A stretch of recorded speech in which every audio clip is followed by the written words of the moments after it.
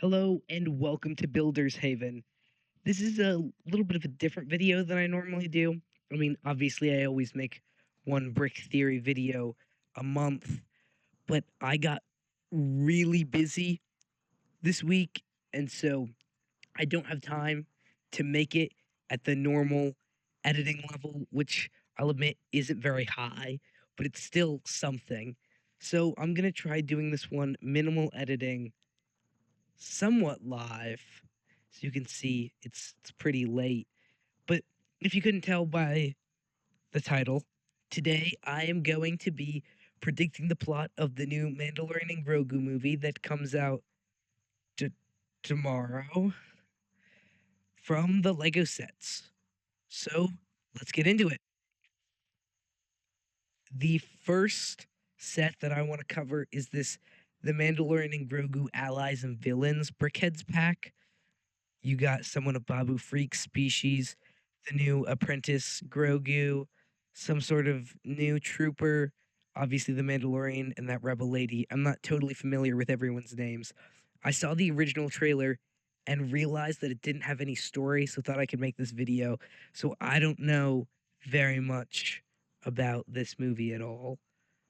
Colonel Ward and the Imperial Remnant Snowtrooper and Zelen. That's the species.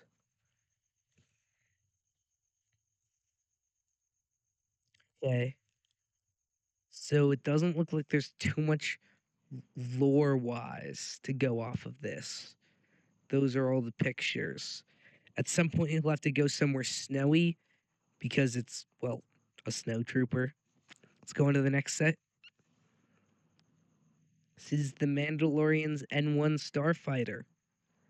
I don't think this has anything to do with anything. It does have the new, slightly older Grogu mold, which is kind of surprising because I feel like at this point, chronologically, he should have the old body, but what do I know? I'm just a silly internet guy. This is just a UCS set. I don't think it's going to have any implications on the lore. Yeah, these are just close up sets, close up images of the set, which goes the same for this next one, which is on the complete opposite end of the spectrum, a 4 plus N1 Starfighter. It's nice they have the Darksaber piece. That's the droid from Mando Season 3. Don't think it has any implications for the story. Next up is a giant buildable Grogu in his Mandalorian apprentice outfit.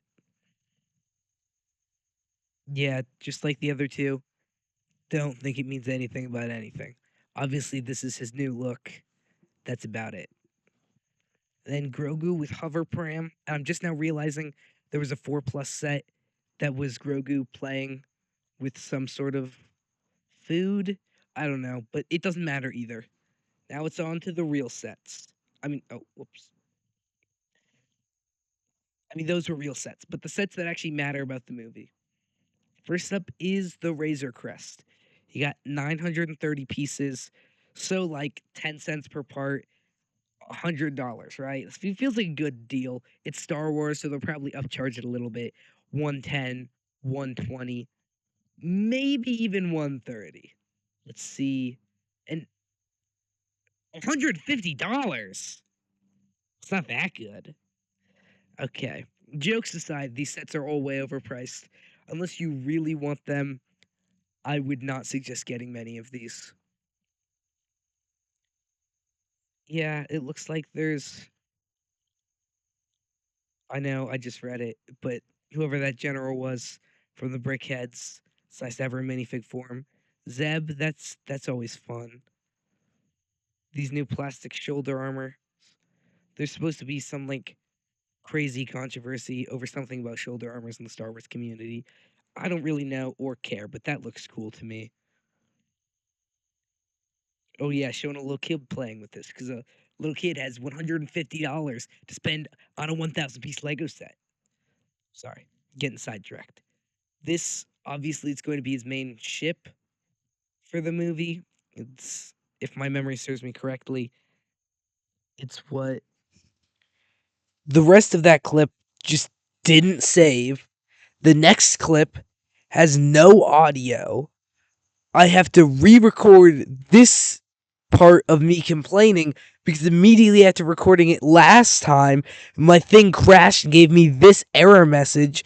It's almost midnight the day before the movie comes out, so I don't have time to refilm it. And the only part that did save was me saying these sets have nothing to do with the lore. So this video kind of sucks. If this video gets 50 likes, I'll re-record the parts of me trying to find out the lore and try to remember what I said honestly. Either way, here's the low audio quality of my final results, even though it's recorded on the exact same mic as the other part. So, my final theory for the Mandalorian and Grogu, it opens on Din Djarin and Grogu. They're just chilling on Navarro when they get a message from Colonel Ward, as teased by the Brickhead set, telling them that an Imperial Remnant cell has vital information. And they're somehow related to a Hutt clan currently on Vandor. So Din Djarin goes with Zeb and Cobb Vanth to investigate, steals an AT-RT, attacks some Imperials, and eventually break into the Hutt arena. The Hutts get mad, and so they send in Embo, and Embo, well, he always delivers. And so he captures all of them except for Grogu, who has to team up with his good friend the Anzellans in their tiny spaceship for short people to free his friends. When everyone's freed, they realize that Dr. Pershing was behind it all. They take him in, and he says something ominous that teases Dave Filoni's next project. I forgot to put a picture of Dr. Pershing here, but I don't really have time to do that. And remember, it's all just a theory. A brick theory. Thanks for watching.